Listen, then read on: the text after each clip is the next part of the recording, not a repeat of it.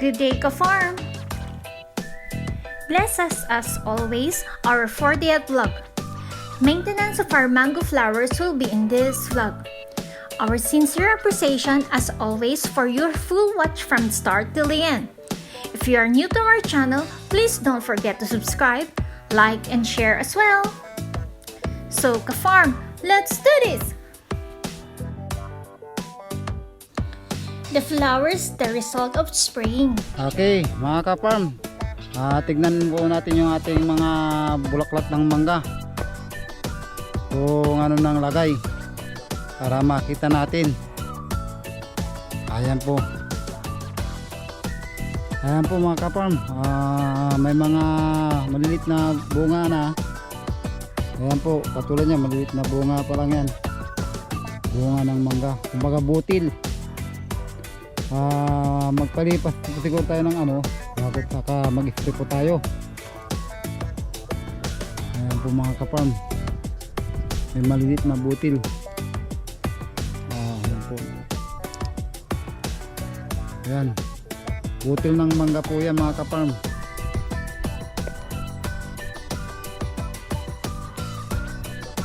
Ayan, halos lahat ng mangga natin, ayan pong nangyari sa spray natin. May mga butil-butil na po. Ayan, may mga butil-butil na yan. Ayan mga ka-farm.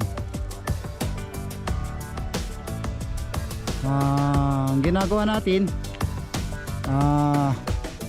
tuwing umaga, ginagawa natin mga ka-farm, ayan, nagpapausok po tayo. Ayan, pinapausukan ko yung mga mangga natin para yung insekto para itaboy natin, para hindi masira yung bulaklak. Ayan po mga ka-farm, yung bulaklak natin sobrang ganda po. Nakakatulong din po ang pagpapausok para yung insekto maitaboy natin, walang hindi masyado masaktan yung butil ng mangga natin. Makikita natin mga ka-farm, yung mga bulaklak natin magaganda kasi napapusukan ng puti, may tataboy natin yung insekto. Okay po, yan po mga ka-farm. Time for spraying to get rid of this pest worm. Ating mga ka-farm, natin mag-spray ng ating mangga para sa insekto.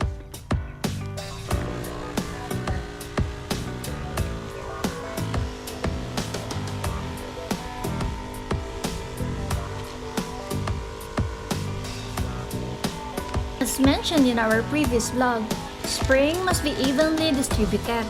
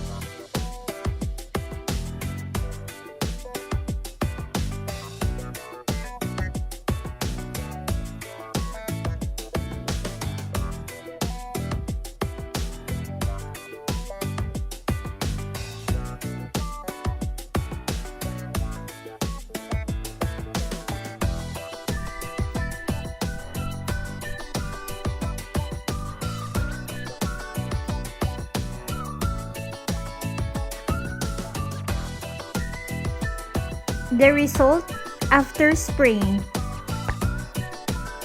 Mga kaparm, ating balikan yung inisprayan nating mangga, kung anong itsura at kung makikita natin yung mga sumisira sa ating mga butil. Ating tignan po mga kaparm yung inisprayan nating mangga. Ayan po yung inisprayan nating mangga mga kaparm. Ayan po.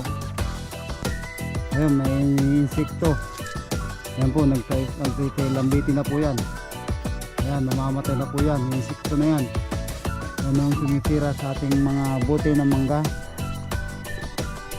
Ayan po yung mangga natin. Ayan po. Ayan pa rin po yung insekto.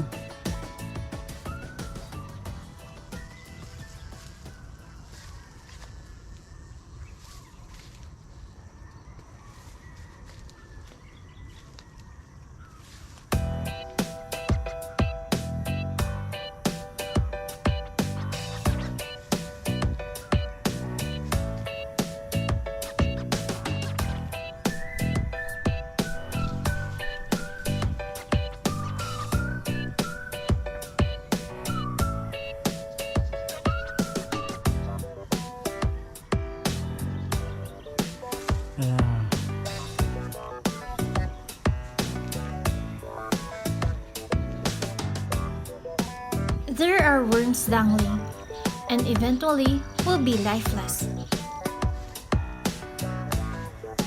Ayan mga kapal, maraming nagsisilambitin na insekto. Ayan po, mamamatay na rin po yung insekto na yan. Ayan, nagsilabasan na, mamamatay po rin yan.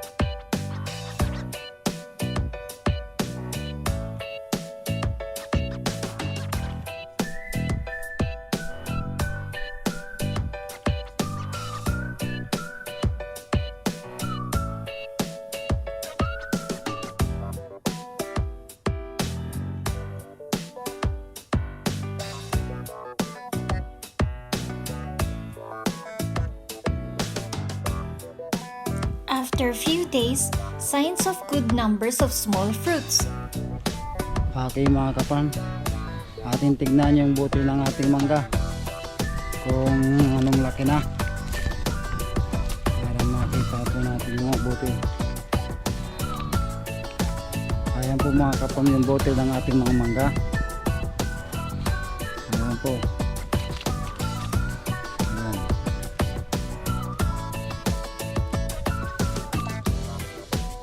Ayan po yung mga butil ng ating mga mangga.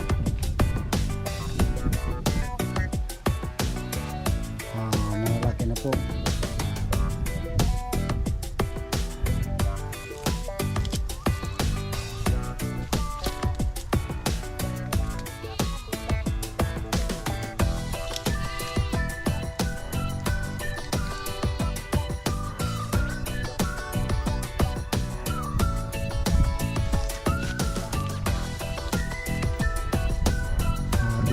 po natin sa kabila. Ayan po yung mga butil. Ayan po natin sa kabilang mangga, kabilang puno.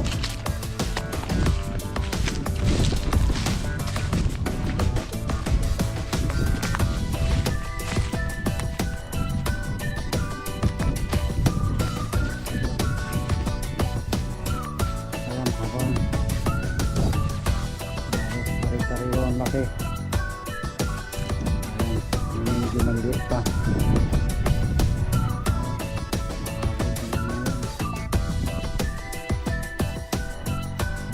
Maraming budil.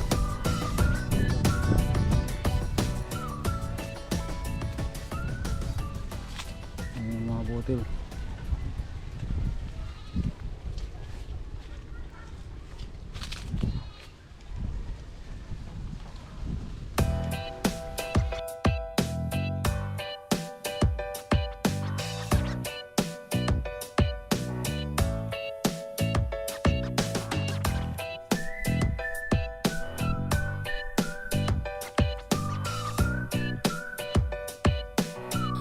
Other trees are showing some signs of few small fruits.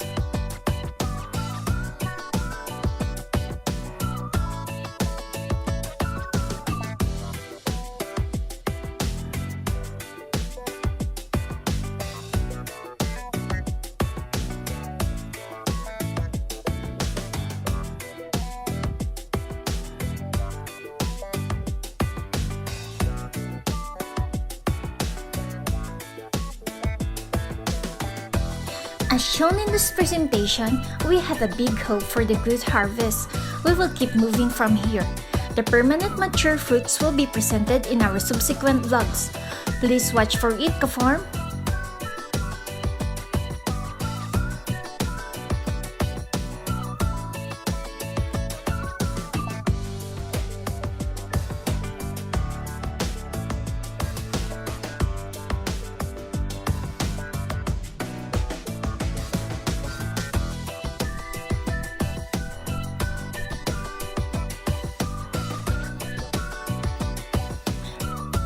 Another vlog, another sharing, ka-farm.